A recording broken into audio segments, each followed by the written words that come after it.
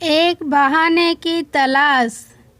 एक जंगल में चिड़िया और चिड्डा रहते थे। एक बार चिड़िया अपने चिड्डा से बोली कि तुम मुझे कभी छोड़कर उड़ तो नहीं जाओगे ना। चिड्डा बोला, अगर मैं उड़ जाऊं तो तुम मुझे पकड़ लेना। चिड़िया ने कहा कि मैं तुम्हें पकड़ तो सकती हूँ, लेकिन तुम्हें पा नहीं सकती ना। चिड़िया की ये बात सुनकर चिड्डे के आँख में आंसू आ गए और उसने अपने पंख तोड़ दिए। अपने पंख तोड़कर चिड्डा चिड़िया से बोला, अब हम हमेशा साथ में ही रहेंगे। एक दिन बहुत ज़ोर से तूफान आया और चिड़िया उड़ने लगी।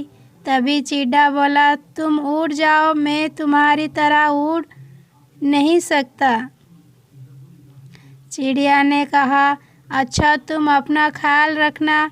इतना बोलकर चिड़िया उड़ गई।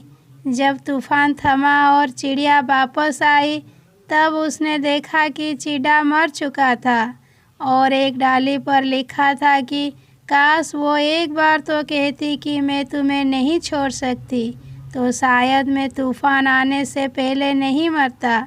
इस कहानी में चिड्डा जितना चिड़िया के बारे में सोचता था, उतना चिड़िया चिड्डे के बारे में नहीं सोचती थी। चिड़िया तो सिर्फ अपने बारे में ही सोचती थी। चिड्डे ने चिड़िया की मीठी मीठी बातें सुनकर ना करना कर दिया और इसका यह परिणाम आया। हमें किसी के भी प्रति अपना भावना व्यक्त करने से पहले सामने वाले को अच्छे से समझ लेना चाहिए। क्या पता आप जिसके लिए अपनी जान दांव पर लगा रहे तो वो ये सब डिज़र्व ही ना करता हो।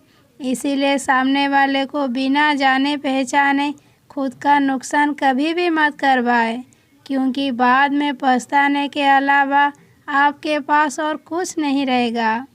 मोरल, सिर्फ एक बहाने की तलाश होती है, निभाने वाले को भी और छोड़कर जाने वाले को भी। कभी कभी हम किसी के लिए उतना ज़रूरी भी नहीं होते जितना हम सोच लेते हैं। इसीलिए ही किसी के लिए खुली किताब मत बनो, क्योंकि आज का ज़माना टाइम पास का है और लोग तुम्हें पढ़ के फेंक देंगे।